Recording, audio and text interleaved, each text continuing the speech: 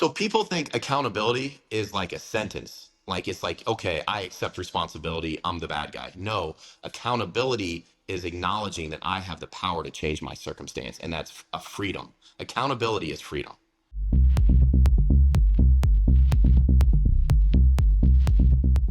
I am here today with Judd Lienhard. Judd, how are you doing?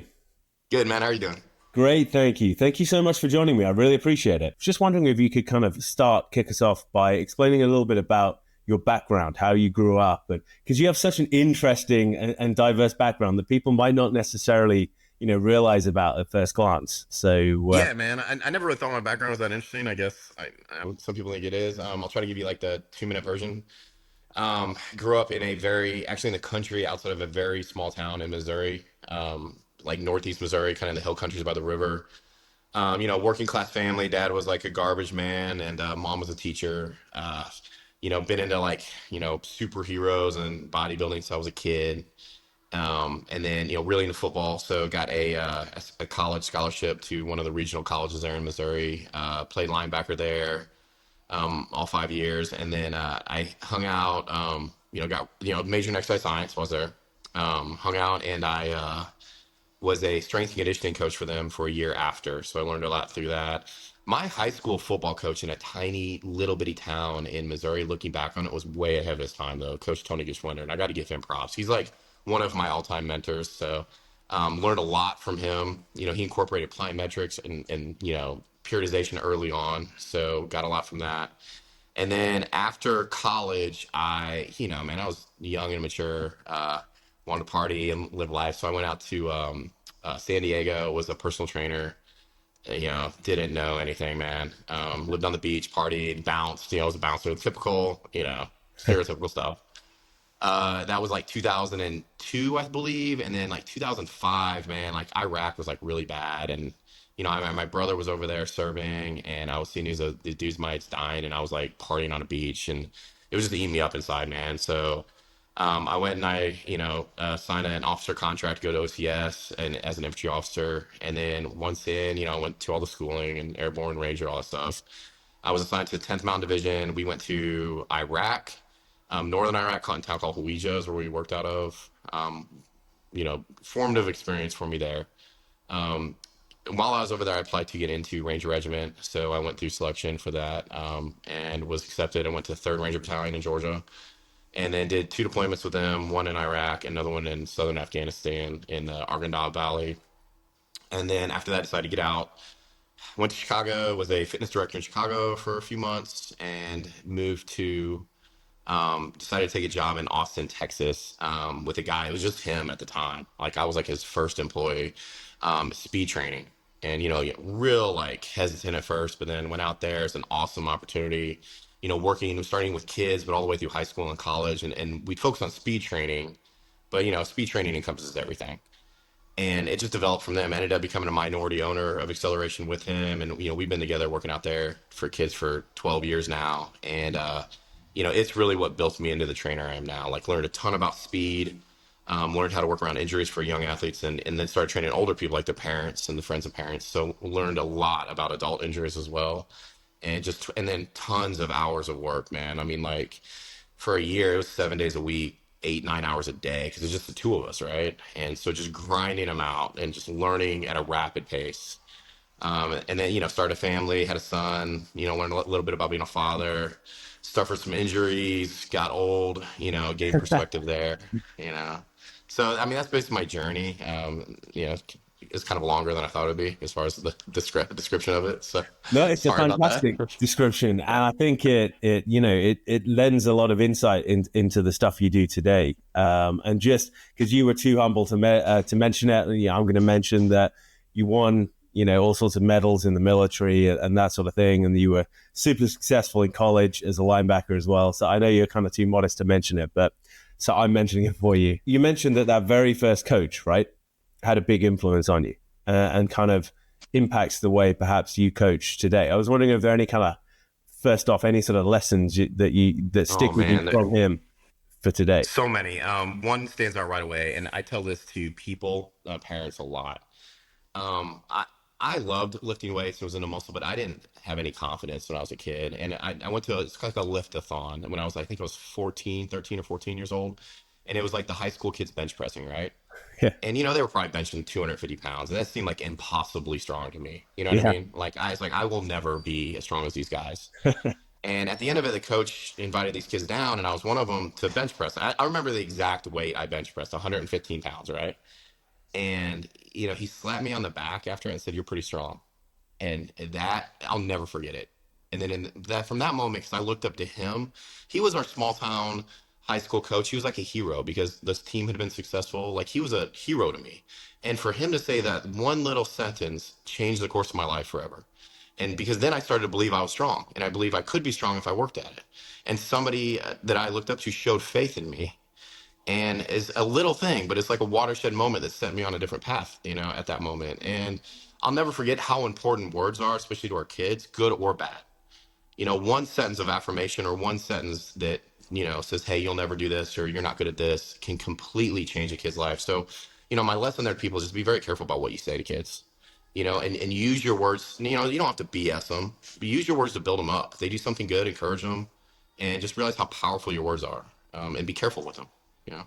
I think that shines through in what you talk about today as well, because you're very encouraging and very inclusive. I've noticed, like, of all, not just sort of training methods, but all sorts of people, and I think that says a lot about you. So, I guess my next question, and you must get asked this a lot, but jumping forward a little bit, you're living on the beach in San Diego. That sounds like paradise for like a 23-year-old guy, right? Let You're me go back probably there. Yeah, it was pretty you're nice. you're in obviously in good shape, Oh probably yeah. going to all sorts of, you can imagine that'd be fun for a young guy.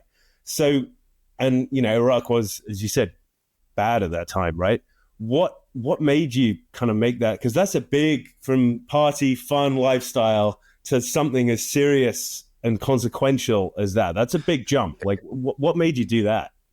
Growing up, I'd always have been attracted to history and reading about ancient warriors or stoic lifestyles and things like that, and sacrifice and dedication. And I have a military family and looked up to sacrifice. And the other, is in San Diego, some Marines would come back, and a lot of servicemen are out there, and I would see men my age doing something meaningful. And as fun as it was, I just felt like my life had no meaning.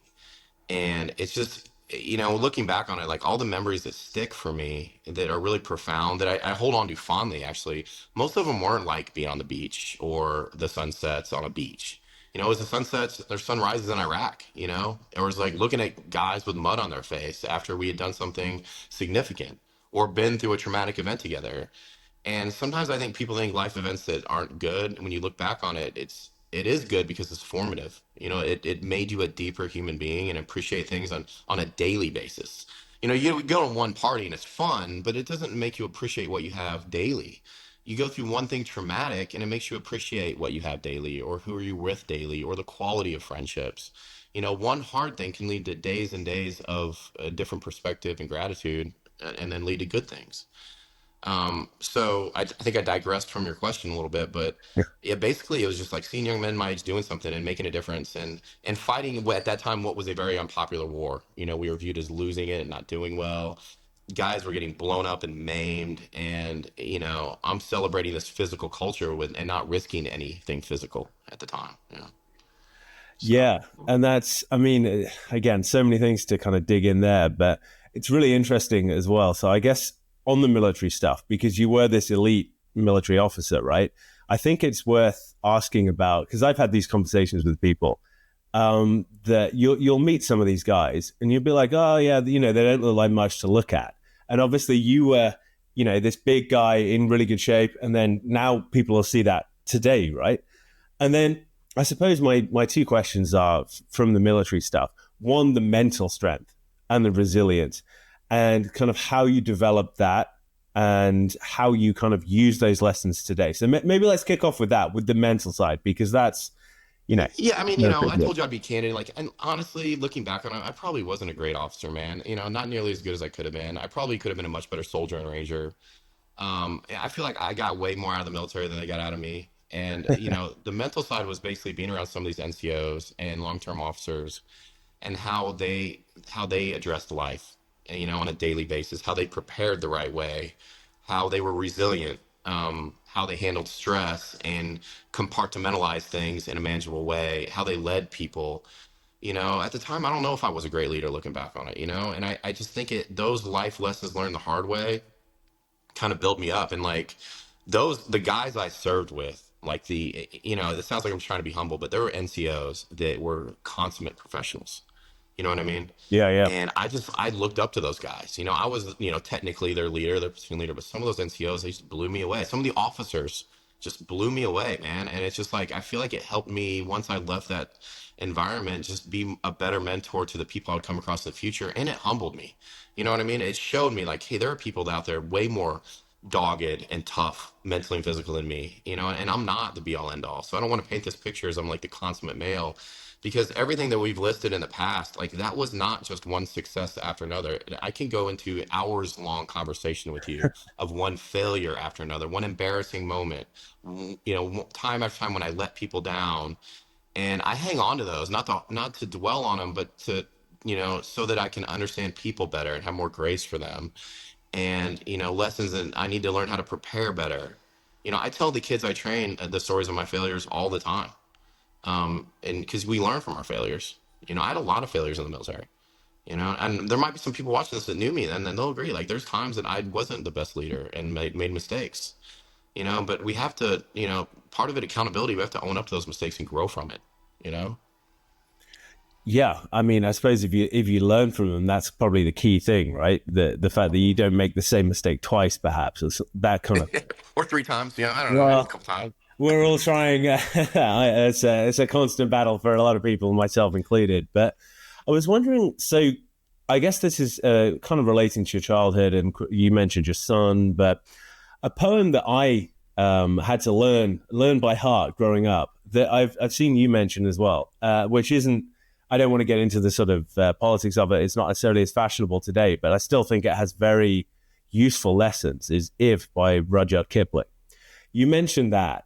I mean, I think the military life and the military kind of, especially as a leader, is a great way of kind of living that and being able to kind of take everything in your stride and deal with stress. And one of the things that I noticed, I think you wrote this, is dealing with things one at a time, like not stacking things on top of each other. And you told a story that's going to be much more persuasive coming from you than from me. So I was wondering if you could tell that story. I'm not familiar about the. I talk a lot, man.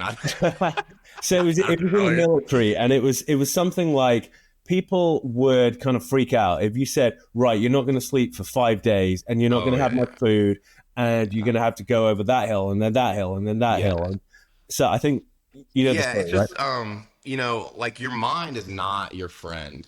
You know what I mean? People think mentally tough. Usually your mind is your enemy because your mind is not trying to get you to be self-actualized. It's trying to just help with survival. So it's always seeking comfort and is seeking to, avoid hard situations and seek safety.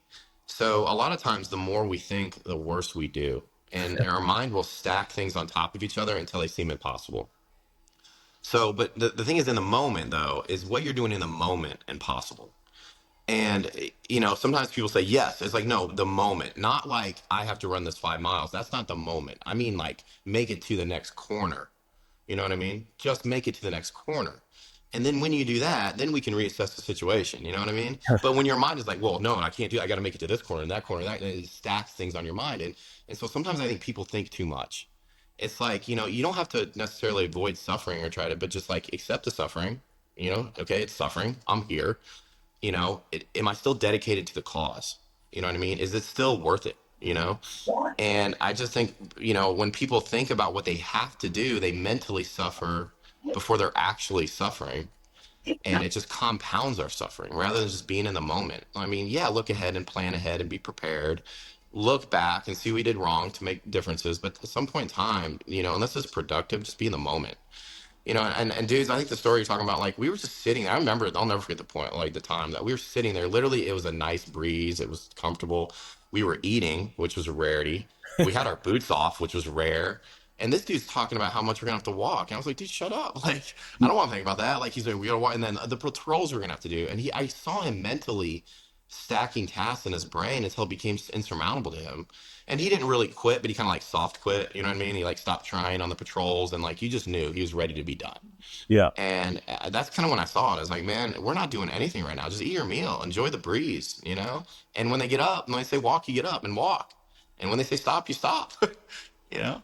It makes so much sense when you put it like that, right? But I think so many people struggle with overwhelm and sort of, when you think about things all on top of each other, they do become sort of overwhelming. Yet, So you have to acknowledge what you're gonna have to do, right? You have to write it down to make a plan, right? You can't just be naive about it, but write it down, and then it's actually a mental alleviation. It's written down. I don't have to think about it because it's written down.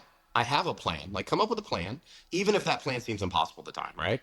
And then just take the next thing when it comes. This is not original advice. Like you know what I mean?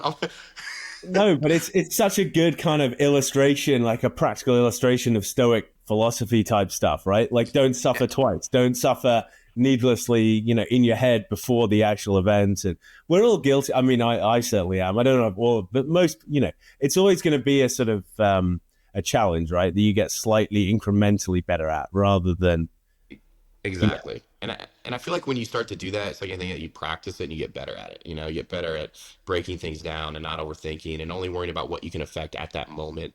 And you just practice it. It's like anything else, you get better and better at it. And it's like, all right, what's next? You know, it's always like, okay, what's next? You know, and I always tell people like they want to be great. You know, you don't even know what great is really. Like yeah, great is starts with being great at small things, you know? Like if you want to be great Olympic swimmer, brush your teeth well in the morning.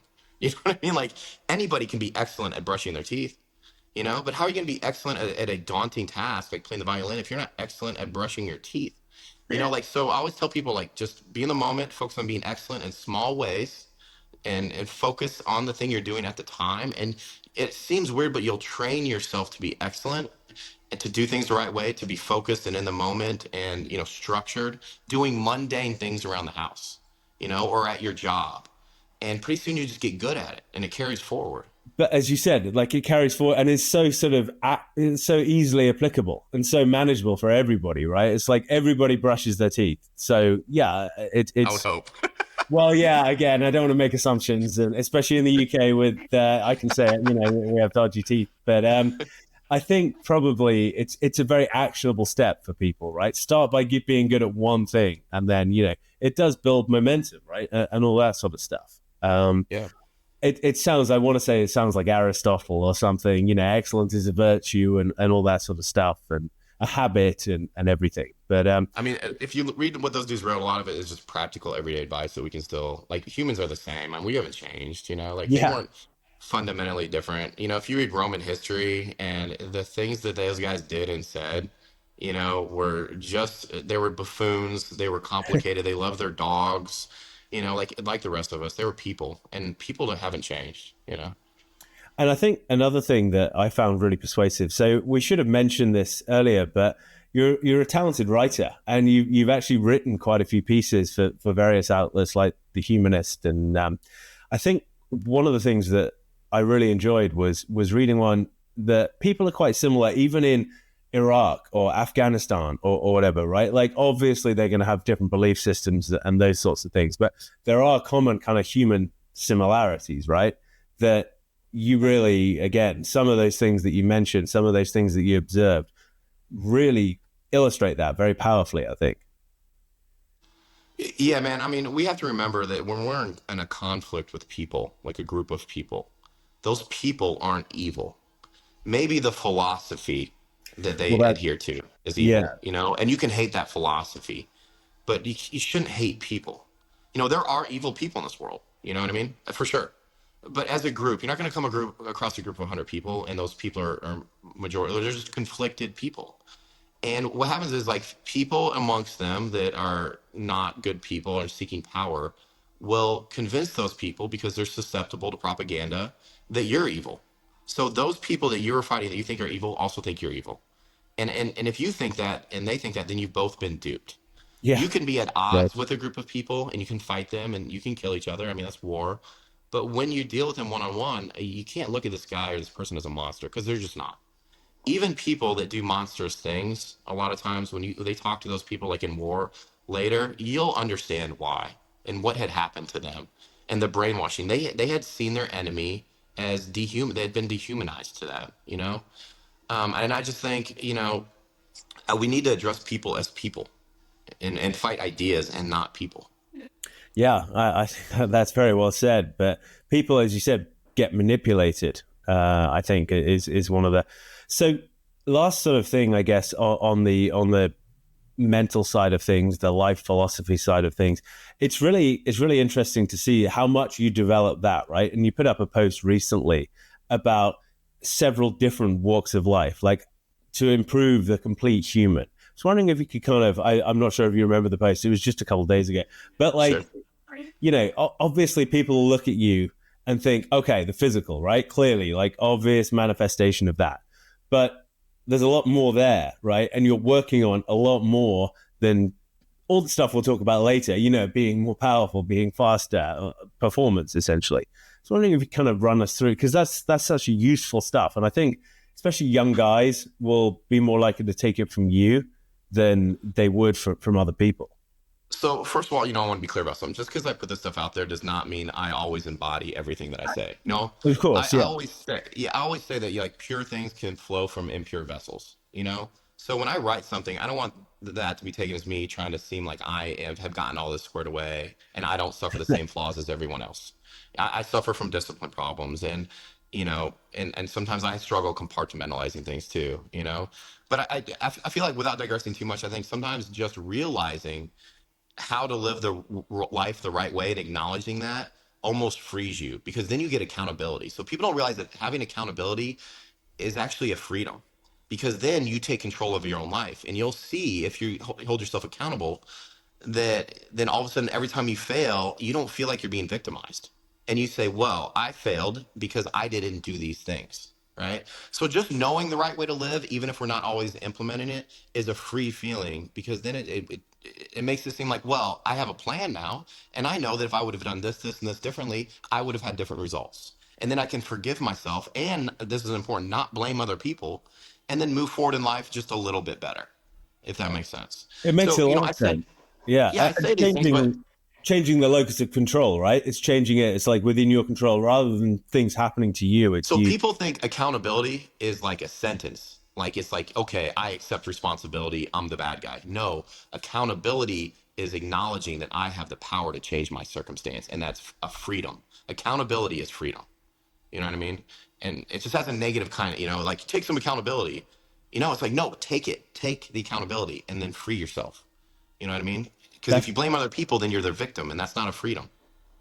totally, and that's such a good way of kind of flipping it around and thinking about it, conceptualizing it. I think that would help a lot of people if they could just sort of, yeah, realize that with the accountability comes the freedom, and with the accountability comes the choice and all that sort of stuff that will help them.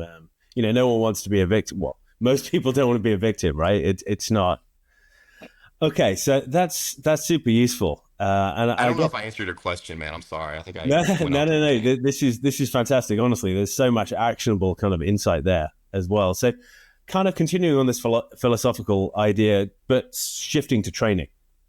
So, I love this idea of always being an athlete, right? Of treating the 70-year-old and the 7-year-old, they're all athletes, right? Just to greater or lesser degrees. You don't have to be going to the NFL to be treated like an athlete, right? So I think that's super useful. And I guess my first question on the athlete stuff would be: you've developed this incredibly. It looks unique. I mean, the flows and those sorts of things. So how did you begin to develop that? Honestly, it was a way, 'cause I only have an hour with my kids, and then the adults are limited, right? Yeah, So rather than try to stretch and address one issue at a time, I was always thinking like, and I didn't even realize I developed anything, like, it's like, well, how can I get these kids prepared to train very quickly? yeah, So people look at these exercises and they think they're ridiculous sometimes, but it's like what it's doing is it's creating, you don't, your body doesn't move in unison, it moves in sequences. So I just identified sequences that were common across most sports, you know what I mean?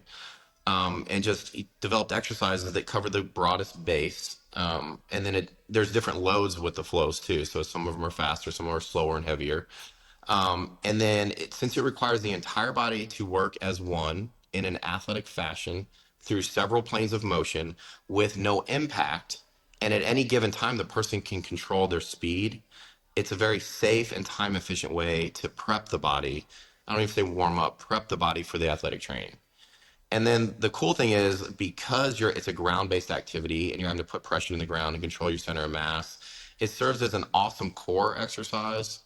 And not just abs. I mean, as well as I do, there's more to core than abs, Yeah. like Yeah. hips and hip flexors and adductors and lower back and everything else that goes into it. And also like scapula and warming up the shoulders. It's an awesome exercise for several things at once.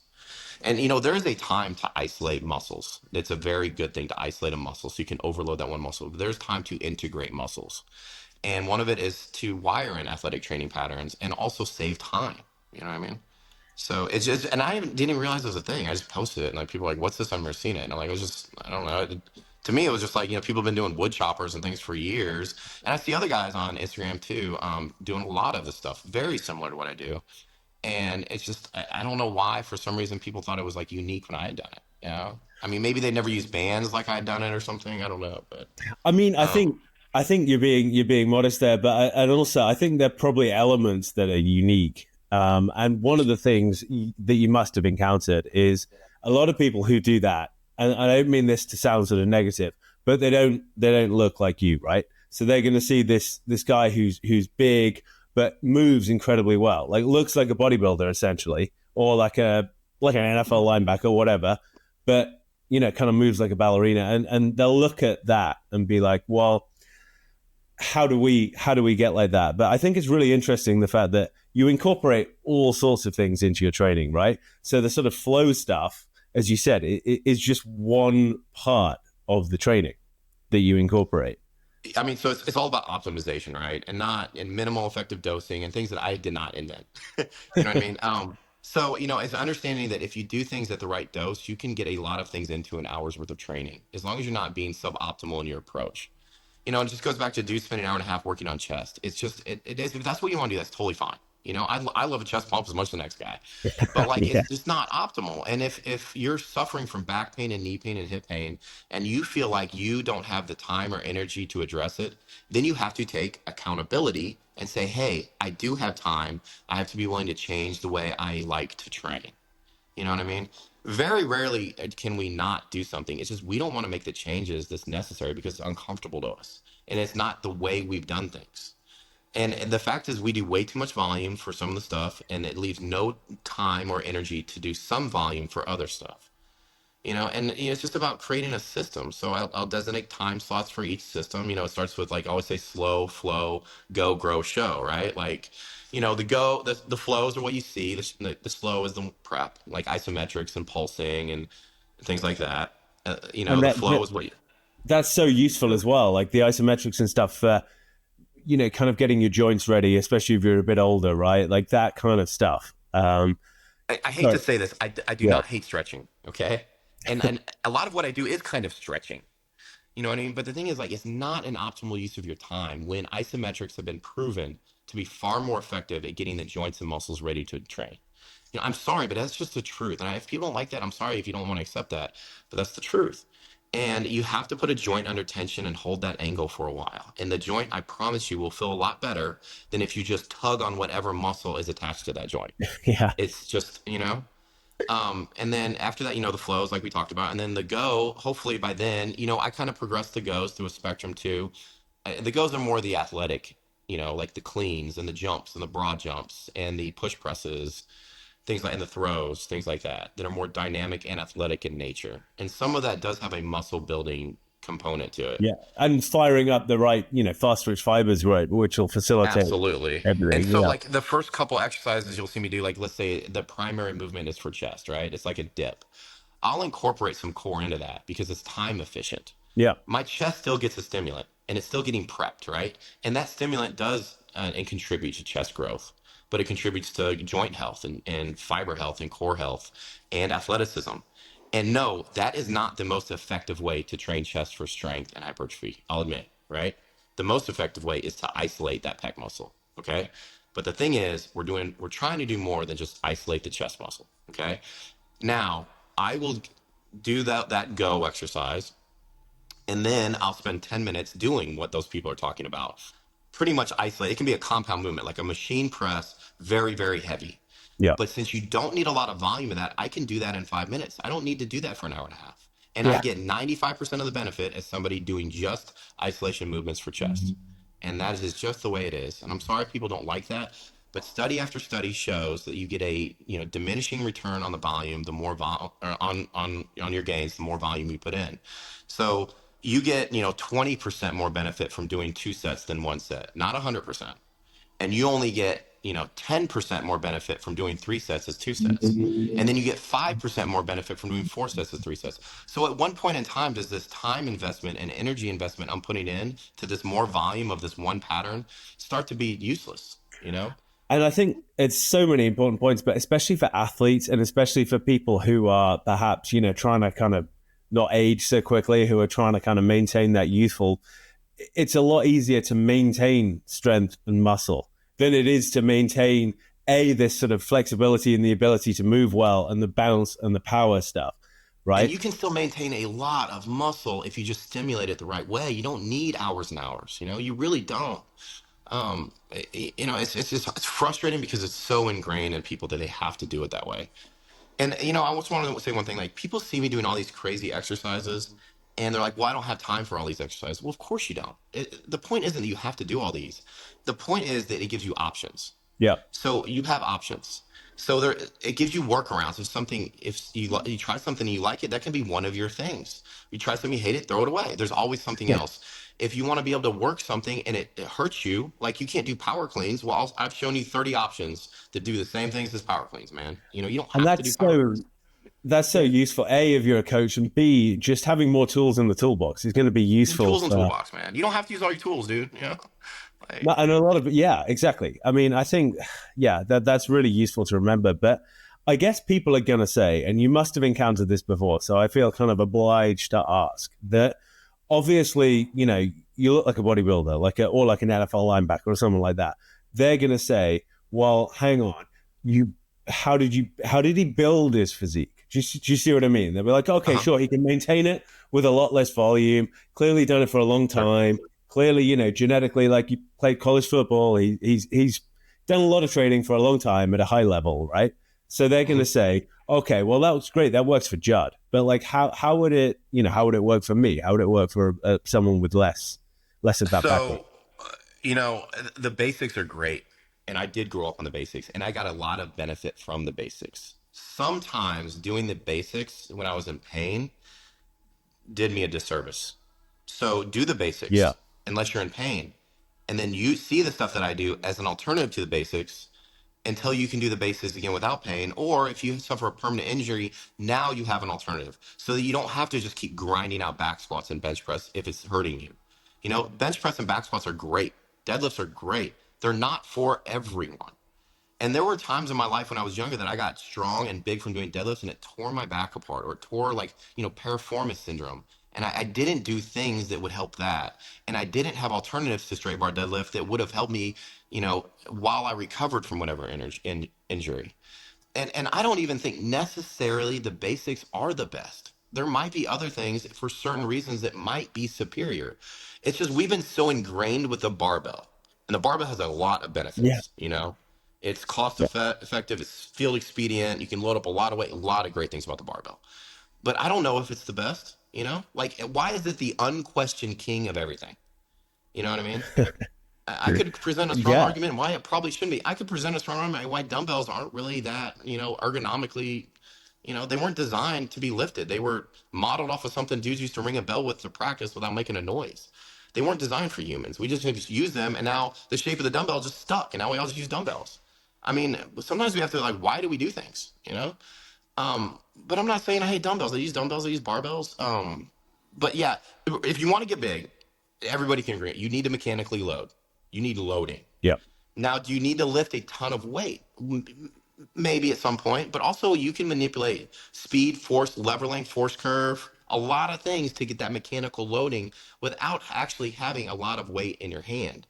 And I feel like if people understood that, then when they got hurt, they wouldn't just give up and quit for a while until they healed, because they could know that they could put mechanical tension on that muscle without having to put 500 pounds in their back.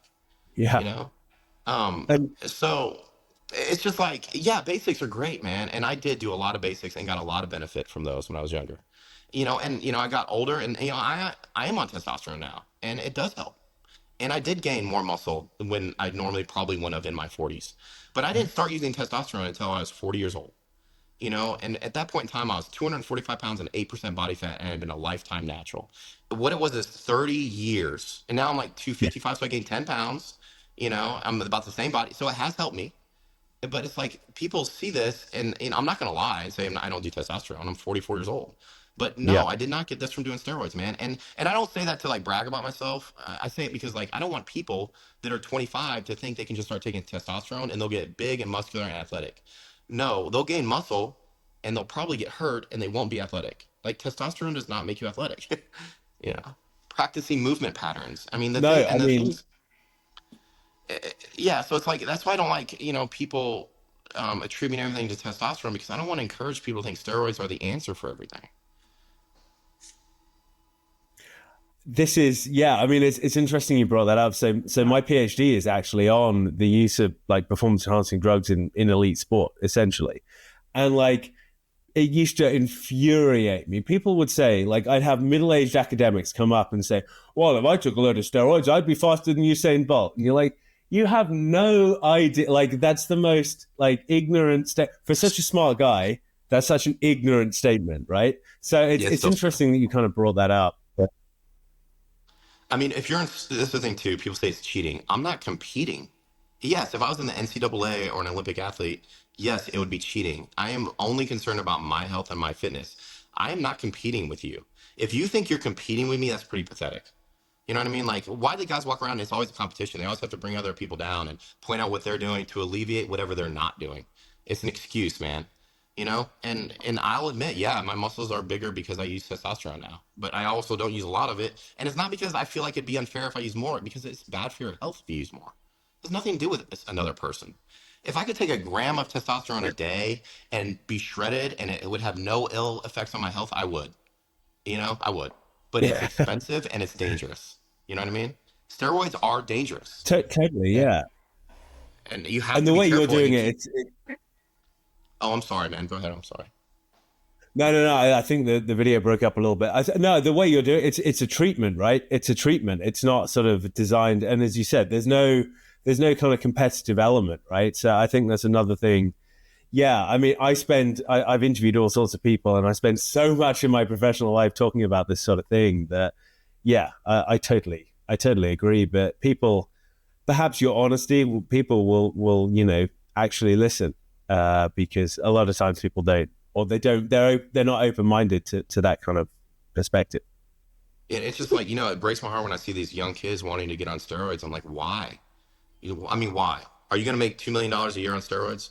If not, don't do it. You know, like, because it's going to mess you up the rest of your life. Like, it's Well, not appropriate.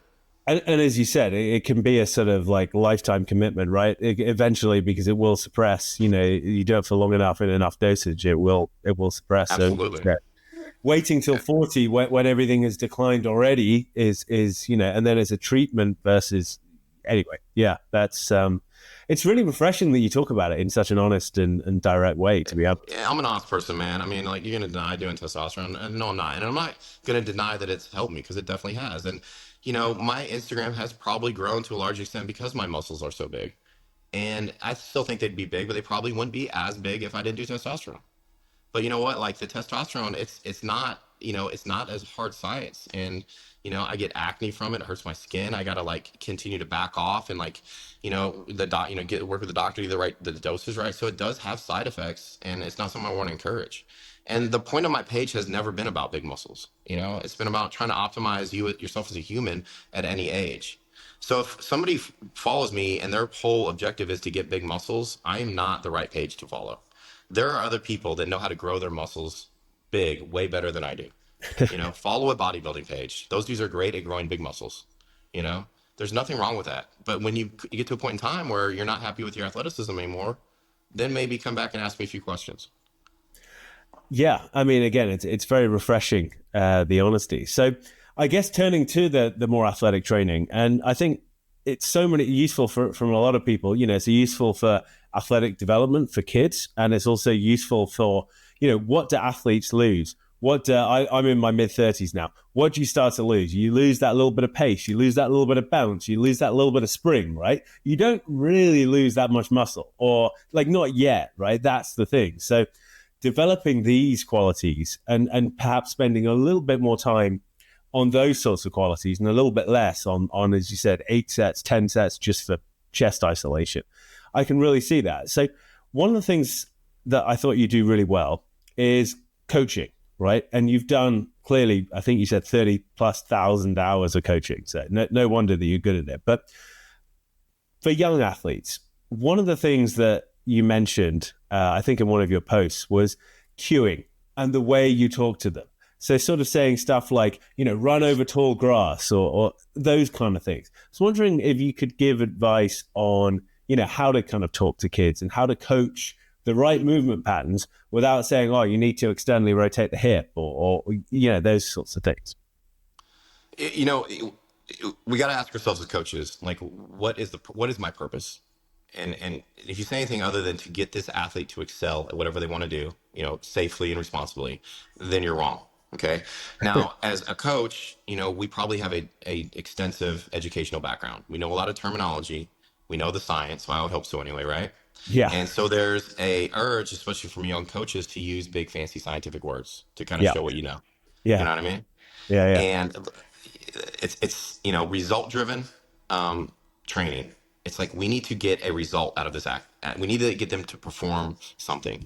And telling an athlete to dorsiflex or to internally rotate, you might drop those terms later so that they know what it is and educate them. That does not, they don't know what that is. And they don't need to really necessarily know what that is. I'm sure that, And yeah, plenty of people in the NFL who wouldn't have a clue what that means, and yet, yeah, they can do it. and if somebody's sprinting and you try to tell them, like, hey, you need to dorsiflex your ankle at 45 degrees, above where it is right now, you need to achieve, 87 degrees of hip flexion. You need to achieve 115 degrees of hip extension. You need to, they would look at you and they're like, what?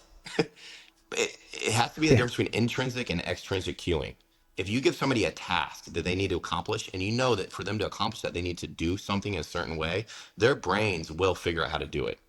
It's their brain that is teaching them, not you. You're not teaching them. You're putting them on the path where their brain can learn. Okay. So we get that through our heads as coaches. And if it means saying run over tall grass, or step out of the sticky mud, or don't kick mud behind you, or pretend like getting punched in the stomach, yeah. do it. You don't have to sound smart, you know? I think we always want to sound smart. There's always this like, inferiority complex with trainers. Like people think it's not a real science or you're not a real professional. So we have to drop big words.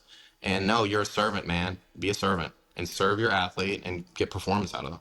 There's so much in that, and it is true. Like I can certainly say you kind of get looked down on. So as you said, it develops this inferiority. But the fact that you don't have this intellectual insecurity, this sort of insecurity about, I think that's really useful. So while we're talking about mistakes, and certainly, yeah, using the long words with a 10-year-old is that's definitely a mistake, right?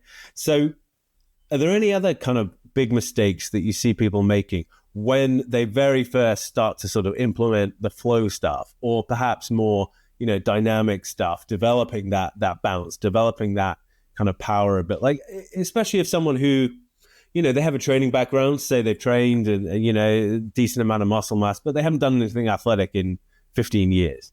That's a great question, man. Starting from the ground up, they are afraid to unanchor their heels.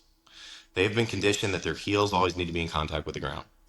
And the weight of their foot needs to always be evenly distributed into the ground.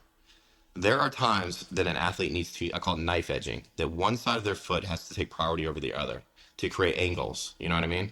That their heel being anchored, that torque, that grip that an anchored heel has when you're trying to rotate a joint gets transferred up the limb and it's absorbed by the knee and the hip, where you can just simply pivot on the ball of your foot, and create better force, honestly. So the biggest thing is like get it out of your head that you always need to have your heels on the ground.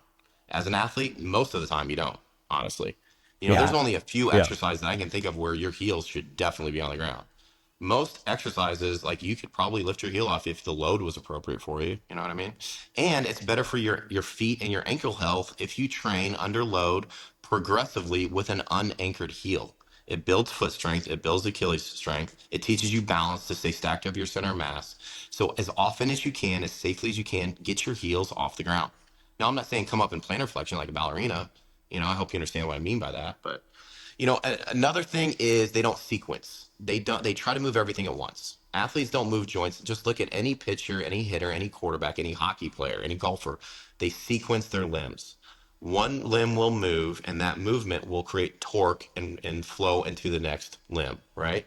Very rarely do all of our limbs move at once, So they keep their heels anchored, they don't sequence. And I would say the last thing they do is they don't stay stacked. They don't create straight lines. Now, we're not a linear creature, right? Like we Yeah. rotate around our center of mass, but there has to be straight lines involved for optimal force transfer. So if you're going to push on something, your elbow should be behind your hand. You know what I mean? You should finish with your shoulder stacked in line with your hip, which is in line with your knee, which is in line with your foot. Optimal force and safety, straight lines help because the force transfer is linear. There's no angles where things can break. So if I'm pushing on something and my elbow is down here, the force gets transferred to here, but it's taken up by my elbow joint, and then it's a UCL factor, or yeah. So it's like, or then my wrist takes the brunt. Like everything should, and we know these stuff, right? We should be stacked, right? And then rotate off of a stacked joint. So I think those are the three biggest things as far as the flows go, Yeah. and athletic things in general. And then, like everything is the hips. Like, you know this, right? It's the hips, man. We're always like head and chest and arm dominant. Like Yeah. boxers don't punch with their arms. Like big arms don't help a boxer. That's a liability for a boxer. Big arms, if big arms help throwing, quarterbacks would have gigantic biceps. And they don't. They have skinny little arms, but they can flip their hip and they have great ranges of motion in their shoulder joint. The amount of time you can place force on a football results in ball velocity. Pitchers they don't look like bodybuilders for a reason. Tim Tebow could bench 500 pounds, and Tom Yeah. Brady could throw a football faster than him because Tom Brady had better external rotation in his shoulder joint. So bench pressing did not help Tim Tebow throw a football. You know, sorry, I went. I think I talked a little long about that. Anyway, No, no, it's so useful, honestly, and it does make so much sense. And people will, if you think about it logically like that, avoiding these movement leaks and having efficient movements that, as you said, it makes a lot of sense. So I guess how would you film yourself doing it? Like I'm just thinking from a practical perspective. So I've just started implementing some of the stuff. Like, would you use a mirror? Would you film yourself? Like, what would be the best kind of if we don't have you standing there? you could film yourself. A mirror normally works just fine. You know what I Yeah. mean? And just going slow is probably your biggest friend. Going very slow and feeling how it feels. I always say rather than try to work a muscle during an exercise, pretend like it's a task that you have to accomplish, and just do it like you're just accomplishing that task naturally, like yard work. When people work around the yard, if they're athletes at all, they generally do things in a very efficient way, especially once they're practiced at it. So don't Yeah. treat it as an exercise, treat it as a movement and explore the most efficient way to do that movement. Like move the weights and, sub maximal weights, sub maximal speed, but then start to move those weights and see what movement move that weight the easiest. And your brain will figure stuff out. You don't need some guru to tell you how to move. You know what I mean? And just play around with it. And like say, I'm not here to get a pump or build my muscles. I'm here today to figure out how to move better and just start to move weights and see what feels the best. You know what I mean? And that will facilitate all the other stuff eventually, right down the line. But you have to get that movement in first. And there is no dangerous exercise. There's none. There's only people that do exercises in a fashion that they're not ready for. You know what I mean? If most people did the things that you see most gymnasts do on the rings, they would snap every ligament in their elbow, every tendon in their shoulder. They'd tear muscles in their biceps. Gymnastic ring events are not as safe exercises for 99.99% of people out there. They're safe for gymnasts because they've prepared for them. So there's Yeah. no dangerous exercise. Get that out of your mind. Now, if you have movement limitations, yes, there's certain exercises you shouldn't do. But when people say this is dangerous, you're going to tear a hip flexor, or you can progress into it slowly and never tear a hip flexor. You know what I mean? You have to stress the system to make the system robust. So you have to do things that would be dangerous if you did those things with more weight and faster, right? There's always a point in time where if I squat down with a weight and the weight is too much and I go too fast, I'm going to hurt myself. There's always a Yeah. point in time where that squat becomes a dangerous exercise. And it's not the nature of the movement, it's how you're employing that movement. Yeah.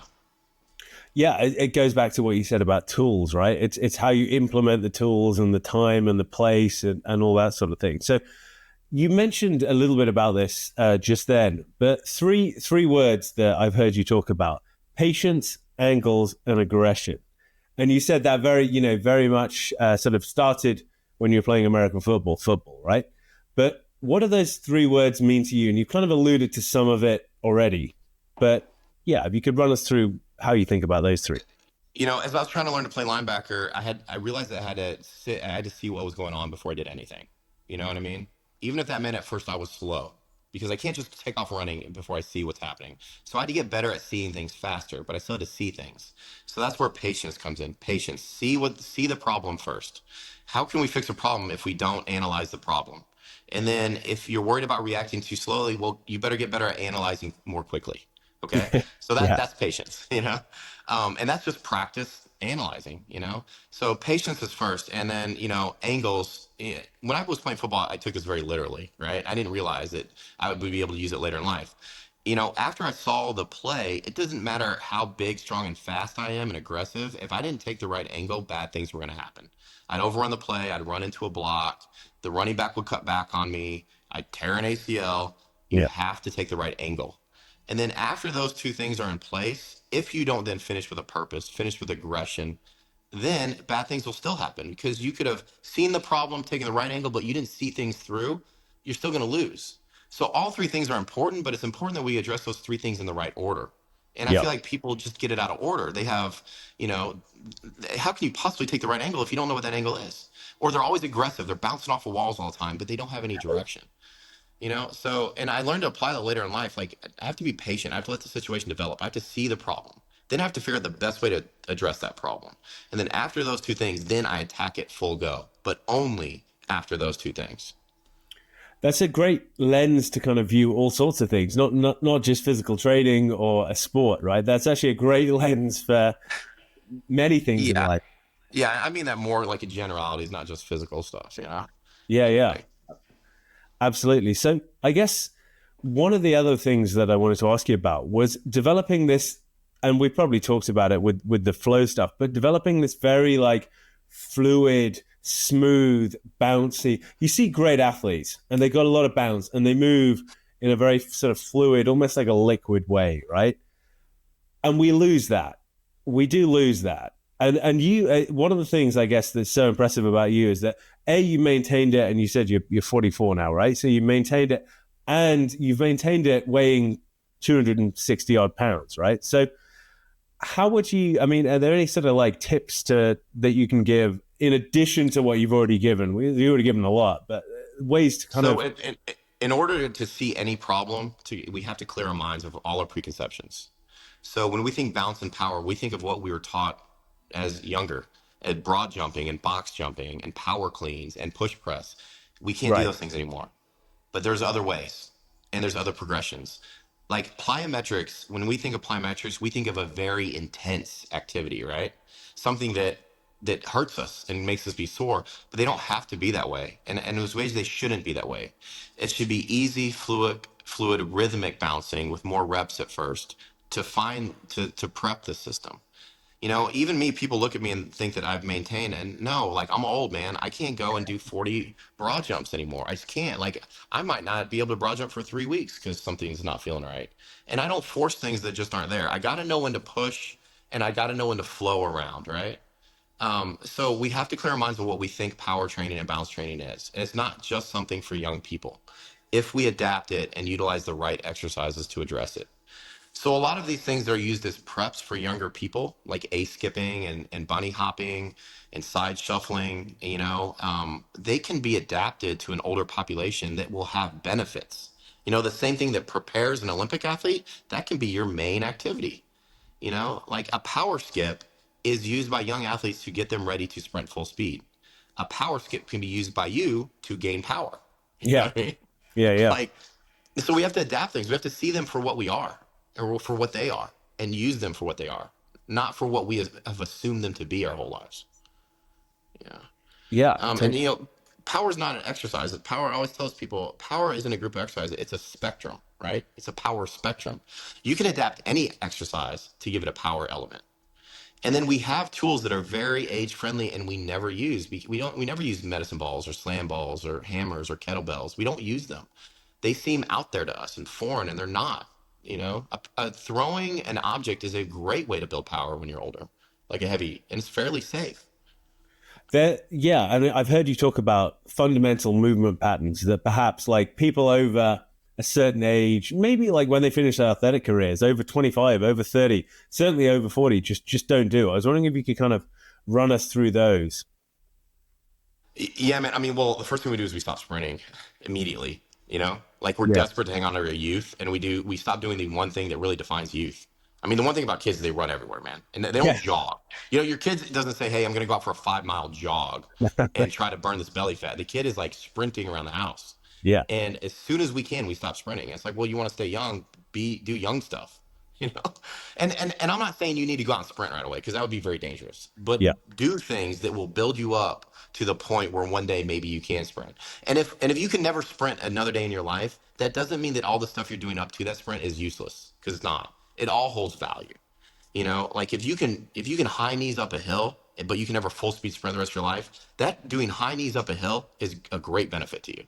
Yeah. You Yeah. know, we just do what we can do, and if we can keep doing more, we do more, and if not, we stay there until we can. But always push the limits, right? Yeah. Yeah. I think, So, and the thing about sequencing is like, throwing a medicine ball. This is why the flows are so important. Throwing a medicine ball against the wall is a great thing if you do it the right way. yeah. But if you're a person and you try to chuck a medicine ball against the wall and you try to throw it by muscling with your arms, you're gonna hurt your elbows. If you throw it with your heels anchored, your hips aren't gonna move, but your torso will, and then you're gonna crank on that spine and hurt your back, or hurt your knee, or hurt your hip. So throwing a medicine ball is a very safe thing to do if you do it like an athlete. But if you just go and chuck it against the wall and you're not smooth and fluid, you're gonna hurt yourself. You know. Yeah. So that's why the flows are important. You have to learn these sequence movements. Like things happen in order. Like knife edge, the inside edge of the rear foot. Shift your center of mass over your lead foot. You know, get your backside hip pointed at the target. While you do that, you internally rotate your knee. That creates a loading effect on the spine, which you then like there's an order to do things. And then it's the arms are just the final expression of that power.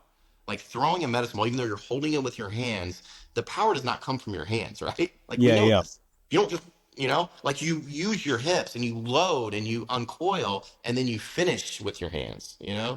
So there's a system and it's common across all sports with only minor variations.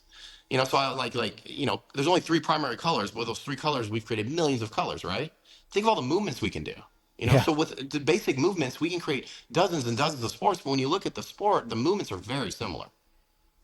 It's a great way of explaining it. Yeah. It's a great way of explaining it. And I think continuing with the sort of longevity theme, you manage your training in a really interesting way. It reminded me a bit of like Charlie Francis, the high low type stuff. And I mean, I was wondering if you could kind of run us through because you clearly train frequently, which is super important, right? For maintaining these qualities. And obviously, more frequent, shorter sessions are going to be more effective than 2 or 3 really long sessions where the quality drops, right? So, how do you kind of structure? Because there's a lot of high output stuff, and then there's also some lower output stuff, right? How do you structure the training across the week? So, I structure mine around central nervous system loading, basically. You know what I mean? And then to recover, I focus on parasympathetic dominant, things. Yep. Even during the session, I explore ways to, have my parasympathetic system take over a little bit in between sets or during rest periods to be able to lengthen that session and keep that session quality for longer. Because if we get amped up right away and our adrenals are flowing, our cortisol's high, our central nervous system is going to wear out a lot sooner than if we can kind of undulate that training session a little bit. So I was the example in like music. You walk into a gym and you're just blaring Metallica the whole time. First of all, it's going to have a diminishing effect. The you do get benefit from music, but if your adrenals just stay high the whole time, you're going to need more and more of that stimulus to get the same effect, like anything else, like caffeine, whatever.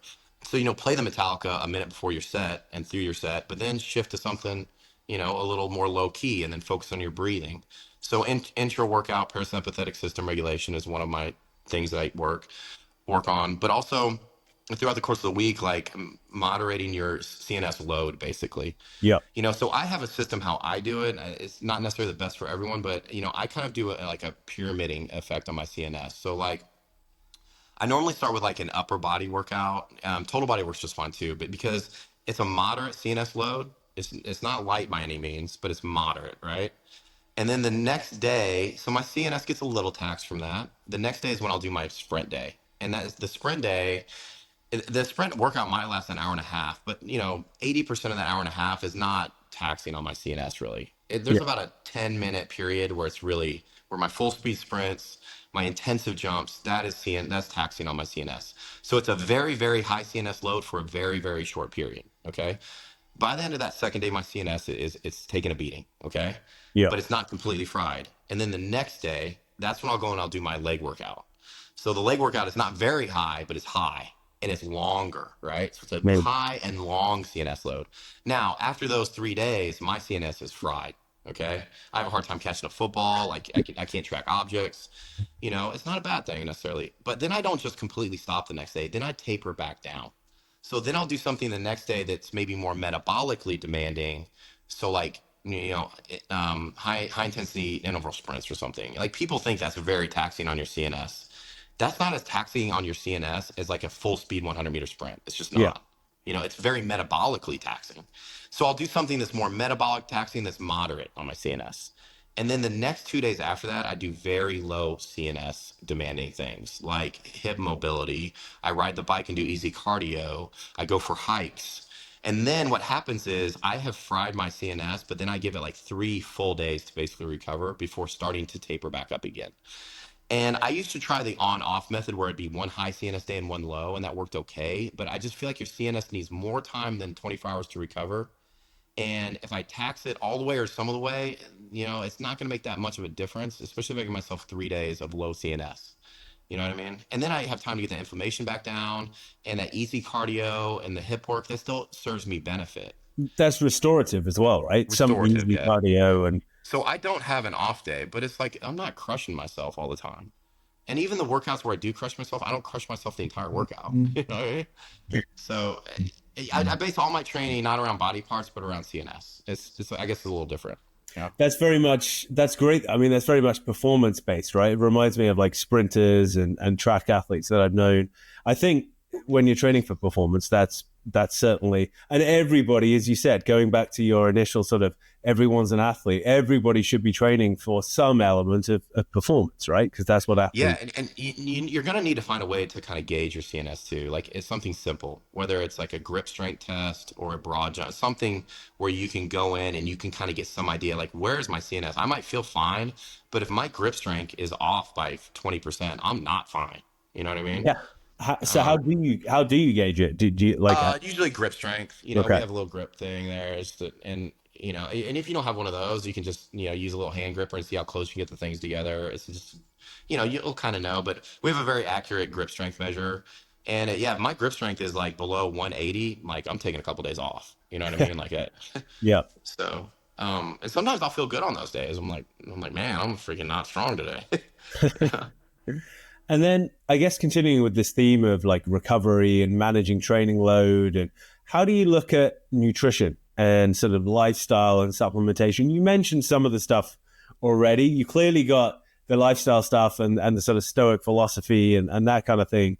That will help, right? But the other stuff, like the nutrition, the supplementation, the other lifestyle stuff, So there's a lot of conflicting information about nutrition.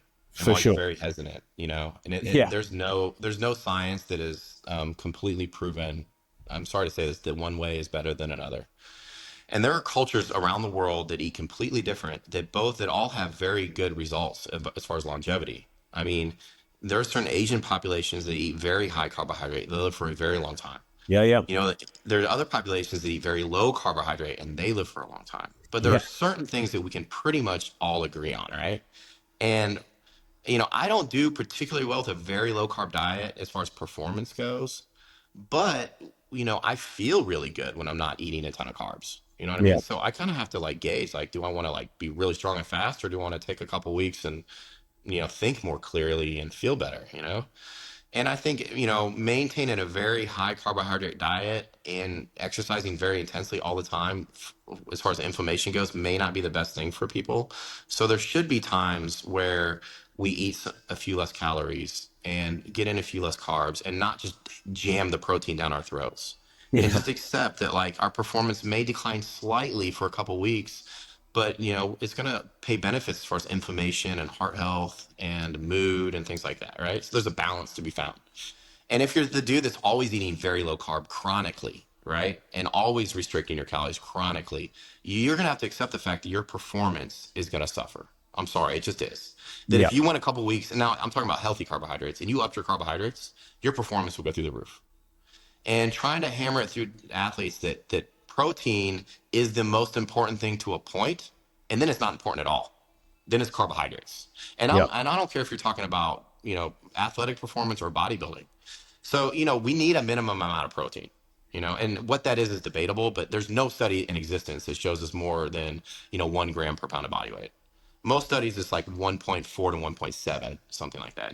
I do, or not, or point, like zero point 0.5 to zero point 0.7 or Yeah. 1.7 per kilogram of body weight. A kilogram. So Yeah. yeah, so like I'll do 1 gram per pound of body weight just to be on the safe side, but I normally don't quite reach that. And I know that if I want to gain muscle and get stronger, adding more protein to that isn't the answer. It's carbohydrates. It really is. Because it affects your nitrogen balance, it makes you stronger, it lets you train harder. And then that signaling from training harder and the nitrogen balance is going to result in muscle growth, not more protein. Because we can only synthesize so many amino acids at one training session into protein. Like, I don't know the exact number. It's something like 95% of amino acids get wasted. You know what I mean? Or not, or used for something other than muscle building. It's an incredibly small amount. So we should meet the minimum requirement of protein, but after that, if you want to perform, it's carbohydrates, man. So these kids getting 300 grams of protein, well, your body is just turning most of that gluconeogenesis into carbs anyway. General with them is like so I'll address sugar real quick. So I hear these parents say that sugar is bad, for their kids. It's like, no, it's not, man. Sugar's probably bad for you because you've abused it your whole life. Sugar Yeah. is powerful. Sugar can be used as a very powerful tool for these kids if you don't just start stuffing sugar down their throat every chance you get, right? And sugar can be a very powerful tool for adult athletes as well if we use sugar for what it's for. Like the body loves sugar, it's just we get so much of it in that it becomes toxic to us. So if we go moderate carbohydrate, very low sugar for most of the day, and then pick a time where our glycogen stores are very low, and then we take sugar. Sugar's a superfood. It is maybe the most anabolic thing you can put in your body at that point. Yeah. Yeah. If your glycogen is stored and you can take a gram of test or a pound of sugar, I'd probably take the sugar, man. You know, Yeah. but it's like we have to. There's a So it's reason ruled. bodybuilders use insulin and stuff, Yeah, right? dude, Yeah. exactly. And but we have to use it as a tool and stop demonizing sugar. You know, we abuse it. It's just like any other medicine out there, right? Like a medicine can go from being very healthy to abuse if you abuse it, right? So think of sugar as a medicine that we can use, but in very small doses at crucial times. I think, yeah. And especially there's certain times post workout, for example, or like during long training sessions, as you said, that it's actually going to be probably the best thing to be taking in, right? So, As far as the high fructose corn, like I hate that argument because then people think it's not the nature of the high fructose corn syrup. I'm sorry. It's the fact that it's so cheap that we just consume so much of it. So yeah. what happens is people consume the same amount of organic raw sugar, and it's like it's just as bad for you, man. It's the amount of sugar. Like eat less sugar all the time, like so and then after the workout they think sugar is not, man. It's monosaccharides. You got to get something that doesn't have to be processed by your liver. Yeah. And that's like basic stuff that we should know about. You know what I mean? We have to get dextrose or glucose in after a workout. Like fructose or sucrose, that's not the best option. Makes sense. And how do you think about sort of like supplementation? You mentioned diet and the ways that you approach that. Are there any kind of supplements that you take regularly or? A ton, bro. Probably too many. You know what I mean? So my thing is like, if it's not dangerous and it's affordable and it's been any evidence at all that so right now my focus is more on like heart health, brain health, organ health, things like that, right? Because whether you're on anabolics or not, if you're a big dude, your organs are taking a beating because they're Yeah, always, processing waste products all the time. So liver and kidney health are important. Brain health, so things that have research behind them, like ginseng, ginkgo, CoQ10, GABA, alpha GPC, the list goes on and on, man. And then, there's a lot of evidence to like, mushrooms and stuff can help brain health and brain trauma, things as long as they haven't been shown to be dangerous. So the supplements I tend to stay away from are like things like stimulants that affect my heart rate and things like that, yeah, or raise my blood pressure, supplements in general by nature are supposed to be something you're kind of taking in anyway, but you maybe just add a little bit more to it. That's why I call it supplement. yeah. So, and anything that messes with my hormonal profile other than the testosterone I'm taking, I'm weary of, but like creatine has gotten a bad rap, but it's an extraordinarily beneficial, and not just for muscle gain, for brain Brain health and health. heart health. Yeah, And like they're finding this out, but it's just like, it still has such a bad rap, man. I mean, these parents are letting these kids take all these stimulants and they're like deathly afraid of creatine. I'm like, man, your kid's taking like methamphetamines basically from GNC and you don't want them taking creatine. It's like, okay.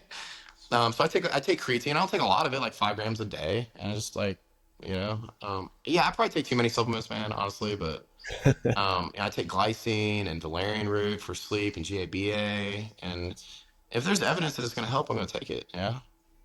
yeah. I think I'm pretty similar. To be honest, I'll take it. So last couple of questions, I guess. Any other sort of lifestyle practices, like how do you wind down, or how do you those sorts of things? You mentioned valerian root. You mentioned, are there ways that you improve So parasympathetic drive? so let's go back to my statement of pure things can come from impure vessels, right? Like Yeah, I know the optimal way to wind down. Right now, I'm going through a life transition, that a hard point in my life, and I am not handling it the best way. So all of my life practices right now aren't probably where they need to be. You know, I'm also, working full time, a custody issue, Instagram, I'm trying to handle that. But accountability, I know that's up to me to handle it. I'm not going to blame those things. I have to find ways to handle that better. You know what I mean? So that goes into the accountability issue. But so full disclosure, my life routines right now are not where they need to be, you know? But if you're talking about perfect, you're going to start to control, screen time. You're going to start to focus on your breathing. You're going to make sure you hydrated earlier in the day, so you're not having to chug water at night. You're definitely going to limit alcohol at night, severely limit alcohol at night. You're going to start to dim the lights gradually at night. You know what I mean? You're gonna, you know, don't try not to be so mentally stimulated. I mean, that's the time to, pick a couple things that you want to show gratitude for and just focus on those. And oh, the big thing is write things down that you have to do tomorrow to get them off your mind. And then is that list is there, and then you can clear your mind. But if you're trying to remember everything you have to do tomorrow, you're gonna have this stress, right? And then yeah. have the notepad next to you in bed. So if you panic and you remember something, just get up and write it down, and then you can just let it go, right? Um, so those are basic things like that we know are beneficial, and then to getting a quality night's sleep. And I do take supplements that kind of help my brain shut down a little bit at night. You know, I think it's stuff we all kind of know about. Maybe we just don't implement. Yeah. As you said, yeah, it's consistently implementing it, and those sorts of things. People get they like the latest shiny thing, but dimming the lights, reading a book, those kind of things are actually working on your breath. Probably going to have more effect, even though we want to use the supplement or whatever it might be. If you just sit there, Wim Hof, there's some other methods out there, and then just do focused breathing for a minute after you lay in bed, you'll be shocked how fast you fall asleep. And it's not some trick. All you simply do is breathe the right way and focus on your breathing and just count your breaths and count, and don't think about anything else. When you get done, you'll be more relaxed and you'll fall asleep faster than you thought possible, you know? So it's It's simple stuff, man. Like there's not anything that I'm really doing. I think it's revolutionary. I think it's just stuff that we all forgot about. It's like, why are we not doing this? Yeah. it's stuff that's, as you said, it's out there, and other people have popularized it. Huberman with his physiological size and non-sleep, deep rest, yoga, stuff like that, I guess, is going to have the most effect. So my Yeah. thing though is like that's all great stuff, but everything has to be practical and able to be implemented in your current life. You know, a Yeah. lot of these guys, and I love them for what they're doing, they have a lifestyle where they can do stuff that the average person just doesn't have time or energy for. You know, and Yeah. there's so much out there. It has to be just like, what is the most effective thing I can do with the least possible investment in changing my lifestyle around completely, or spending a bunch of money, you know what I mean? Or doing something crazy that's just uncomfortable for me. What are the things that are easiest for me to implement right now that'll make the most change? And we have to identify those things. And it's simple things like controlling light and, you know, what you eat and drink before you bed and how you focus on breathing and writing things down. Those are simple things we can all do no matter what your income is. Yeah. Very quick, very actionable, as you said, very accessible. Absolutely. So, last couple of questions. You've been really generous with your time, so I really appreciate it. But I talk too much, man. I'm sorry. no, I love it. Last couple of questions, I guess. One is on this sort of longevity type approach. Are there any other kind of practices? Sprinting is the fountain of youth, right? But are there any other kind of practices that you kind of implement, or ways in which you think about longevity? Well, what I'm going to say, a lot of people aren't going to like. Okay. Okay. It's the truth. If you want to live longer, as we age, we're going to have to reduce our muscle mass. We are. Yeah. So if you're past a certain point, so you need a fundamental amount of muscle mass and bone density to maintain a healthy life. But if you're like me and some other guys walking around at 260 pounds, hey, we Yeah. are not going to live to be 100 years old unless there's some medical miracle. So it's going to come a point in time when I get in my 50s, 55, 60, where I'm going to have to look myself in the mirror and be like, okay, I've had muscle for long enough. I need to change the priorities of my health, and I need to only maintain the amount of muscle I need to live a quality life. You know, and bench pressing 450 pounds at 65 years old, if you want to do that, that's cool, man. That's a choice you make. But you understand that's going to come at the cost of your longevity. There's no bodybuilder out there that walked around at 90 years old at 300 pounds. Yeah. Every bodybuilder that lives a long life, they drop a lot of weight as soon as they're done competing. So you eat less food, you just eat less food, and you lose muscle mass, man. That is a huge key to longevity. And I want to be upfront about that. If anybody's listening, man, it's like, dude, I do not plan to do this when I'm 70 years old. I'm still going to be very active and fit. I'm still going to work on power and strength and all of the things I still work on. But I'm planning on and I'm hoping that I have the discipline to do it at 170 or 180 pounds and not 250 pounds. So you'd literally drop that much weight. I Over the mean, course of the next 3 decades, yeah, man. I mean, I want to get to around 200 pounds by the time I'm 70 years old, at least. You know, so I got to drop 50 pounds in 30 years. I mean, it sounds like a lot, but you know, if I'm 55 and I'm 220, I'll be all right with that, you know, 10 years. So, yeah, and especially if you keep the body fat low, right? That's the yeah, I most. mean, and Yeah. that matters Yeah. too, but, you know, also just having muscle mass. There's a reason humans don't carry around a lot of muscle naturally. Muscle is a liability. We have to remember that. Muscle is not always an asset. There's a reason not every athlete has a lot of muscle. There's a reason why our bodies don't naturally hang on to muscle. It's a liability. It's because of energy, metabolic stress, inflammation. So yeah, you should be lean, but you just plain having too much muscle is not good for you either. You know, um, No, I I mean, I think it's important that I say that because people see me and having a muscle, and like I want them to know that I'm doing that logically, and I know the risk to keeping that much muscle at an older age. You know. again, it's very refreshingly honest.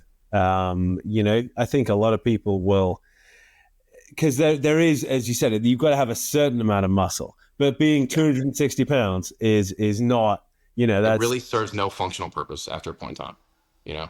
And even like for other, you spend time in the military, right? A lot of those guys aren't incredibly impressive to look at, yet they're amazing operators, right? And normally the sweet spot was like 170 to 190, you know, because they Really? were big enough and strong enough to carry the equipment we needed. But then, you know, you get over 200 pounds, you know, unless you're like a tank driver. Normally the big bodybuilder looking dudes in the military were the dudes that weren't in a combat MOS. That they do their day job and they go hit the gym and get big and bodybuilder looking. But you didn't see any operators that were 250 pounds. It just didn't happen, you know, Interesting. because they Yeah. couldn't be functional. Yeah. Even me, when I was in the military, I think I was 225 or something. Even then, my kit didn't fit right. You know what I mean? Like, Really? there's like a That's limit, you know? Yeah. Yeah, yeah. And how tall are you roughly? 6'1". 6'1". Okay. So Yeah. I'm like 250 right now. So, you know, I feel the best. You know, I was doing Austin's Fittest about 7 years ago, and I was like 218 to 222. And I feel great, man. You know, I was strong enough, could still deadlift 500 and 40-inch vertical, but I wasn't, crazy strong, But I'd walk upstairs and I'd get gassed and could run 5 miles and it was no big deal, Like that's when I probably felt the best, honestly, Do you ever do any kind of like talking about the longevity stuff, any like fasting practices or anything along those lines? I don't, but I recognize it as very beneficial, honestly. Yeah. Especially kind of pseudo fast where you're not necessarily starving yourself, but you're keeping, ketogenic. I don't think ketogenic is necessarily that beneficial to weight loss. I think the most important part is still probably calorie intake there. But Yeah. ketogenic diets, as far as like the benefits to inflammation and brain and heart health, I think is very good for periods of time. So I don't think you necessarily starve yourself, but if you do things and eat away for a day or two, that is very low calorie and really gets your insulin or your insulin very low, you know what I mean, like things like that to help you kind of reset and control inflammation. I mean, there's tons of research behind that. That's not Yeah. Yeah. pseudoscience. Yeah. No, no, that makes a lot of sense. And last couple of questions, or last two questions. One would be: you coach a lot of young athletes. You have a son yourself. What advice would you give to, say, 25-year-old Judd that you think would make the biggest impact on your life, uh or 30-year-olds, whatever it might be? That kind of age.